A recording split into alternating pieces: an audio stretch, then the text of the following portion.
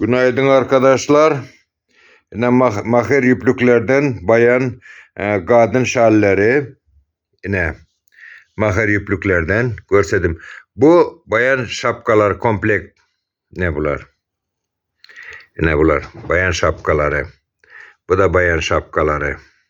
Yine bu şaller yine bakın. Yine çok güzeldi. El yapım maher yüplükten. Böyle şeyler arkadaşlar Avrupa'da çok pahalı bunlar. Çok pahalı. Yine bu da maher yüplükten bayan şalları. Ahmet Usta'nın fabrikası yapıyor bunu Ankara'da. Ankara'da, Türkiye'de birinci yerde bu. Birinci yer. Böyle fabrika yok başka yerde. Ahmet babanın fabrikası. Buna bakın, bu şallara bakın. Ne güzeldi. Ne güzel yapılmış. El yapımı.